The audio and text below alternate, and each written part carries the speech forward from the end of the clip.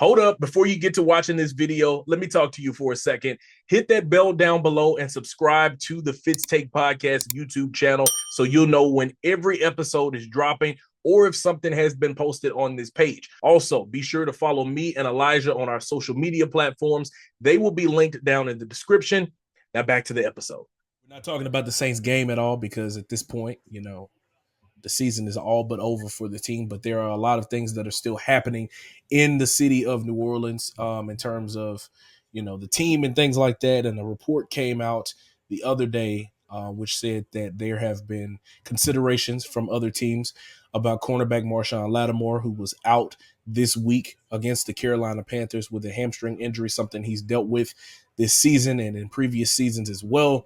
On top of that, during the Saints game against the Panthers, Chris Olave goes out with yet another concussion. He would eventually be released from the hospital. During that time, former Saints receiver Michael Thomas goes on a rant of tweets that were just absolutely crazy. I sent it to Elijah, and I was like, man, like, homie is really going off. And it was like back to back to back. He says, Derek Carr, for you, I've been told y'all ish sad. Dude scary and panic and just throw the ball. Get him the F out of here. He is so butt.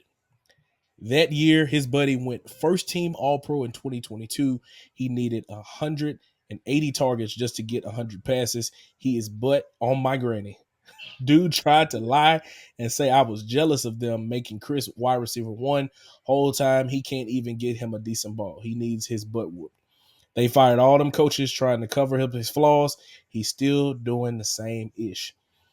That was 17 minutes, 14 minutes, 8 minutes, 5 minutes, 3 minutes apart. So he was just going hard on Twitter.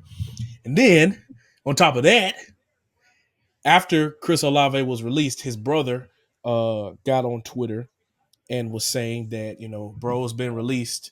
We grateful. He said that he's all good. And somebody on Twitter said, maybe it's time to have the talk of if it's really worth it. And he said, it ain't worth it in NOLA. I'll tell you that much. So Elijah, with all of that brewing up in the pot, what is really wrong with the New Orleans Saints organization, man? And, if you're Mickey Loomis, if you're Gail Benson, what are you trying to do to get all of this right? Because, this team has had so much potential over the past couple of seasons and it just really hasn't worked for them. I think you just get rid of everything and you just start fresh. With Marcus Lattimore being started, I think that last couple of years he's been hurt in and out of the lineup, things of that nature. So you might as well just see what you can get. I think with you know, I know Chris Olave's been pretty banged up this year, but I see what I can get out of that. Um, and then you got to just look, inward. How can we get people that to be happy to play for the Saints again? I know when Sean Payton was there, everyone was excited to be all on the court. When Dennis Allen's there now, it's like nobody is on one accord. I mean, from his first year to last year, I know when Jameis Winston got in, he didn't even listen to the final play call or anything they asked him to do. Jameis Winston still did what he wanted to do. So it's like they have nobody that they're excited about to play with the in the Saints uniform. So if I was the Saints, I would blow this whole thing up and then try to find young energy, young talent to get back out there and represent New Orleans pretty well. I mean, it's not a bad city. It's not nothing that you'd be like, you don't want to go there. It's not like they're sending you in the middle of anywhere. But I think that New Orleans has time to blow it up, and that's including Kamara. I know they just signed him. I think they should still try to see what they can get out of it because you need a lot of the young talent, young picks to start things over. And then look at it, the young teams in the league are what's running it lately. To me, you got Kansas City who's fairly young. You got Philadelphia that's fairly young. Detroit is fairly very young. Teams like that. I think teams like that. Washington, look at them; they're doing really well too as a young roster. So I think that you just restart, you reset, and you try to find who wants to be here and let that rock out. Because right now it's like New Orleans is they don't nobody in New Orleans is rocking with what Dennis Allen got going on down there. Yeah. Like we've said in the past, I do think that there are a bunch of deeper things that are going on within that organization. But I do think that at this point, you got to start fresh some kind of way. You got to figure out how to get some talent in there that, like you said, is excited to be in the city of New Orleans and playing for the Saints. I think Marshon Lattimore, his time has really come and is up there in New Orleans. You got Kool-Aid McKinstry that you just drafted there. Excuse me. You know, Alvin Kamara did just sign his deal, so I'm not set on trying to get rid of, making dead cap space or anything with him. Um, I think you just got to continue to find ways to build around him. You got to get him some help. You got to get him another running back there. Obviously, you have Kendre Miller on the roster. He hasn't been able to stay healthy. You got to get somebody in there that can be able to spell him, that legitimately makes it to where he doesn't have to get 25 touches a game. He can go and get 10 to 15, and they can preserve his body just a little bit longer. Not saying that he's been injury prone or anything like that, but you want to keep him healthy. You have to figure out ways how to integrate the offense together where it's not just Taysom Hill. You put him in as your Swiss Army knife, and he is a good pop for you and things like that. But you got to get some other weapons in there.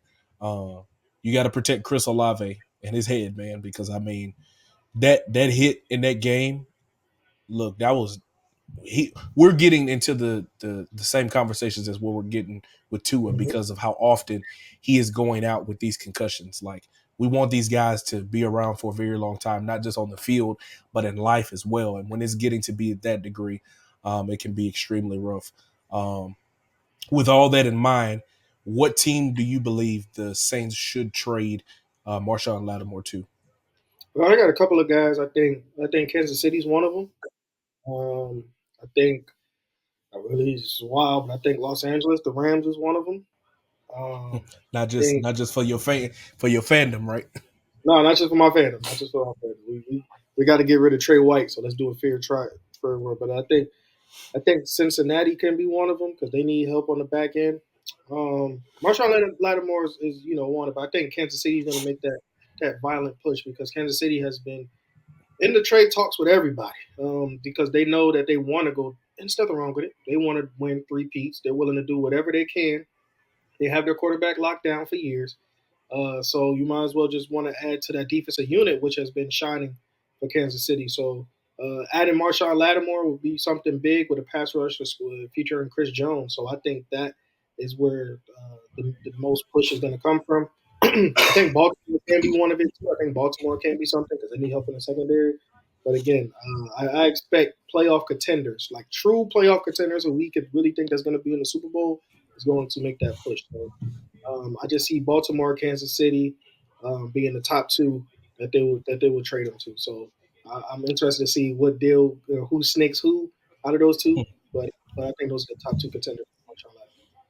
Yeah, and the report from Ian Rappaport actually had the Kansas City Chiefs being one of the prime places that could potentially be the landing spot for Marshawn, and was one of the places that inquired about the former defensive rookie of the year. So we will see, man. Things have got to be figured out in New Orleans. The trade deadline is on Tuesday, right there on Election Day. Y'all go out and vote. But that is when the trade deadline is. So the Saints will try to figure things out and try to better themselves as they build towards the future, and try to get things continuously cleaned up here in 2024, and then looking forward also to 2025. Thank you so much for watching this clip of the Fitz Take podcast. Be sure to like this video and also subscribe to the YouTube channel, and also follow me and Elijah on our social media platforms. They will be linked down in the description. And remember, every episode of the Fitz Take podcast will air right here on the YouTube channel every Monday at 2 p.m. Thank you so much for watching, and we'll see you next time.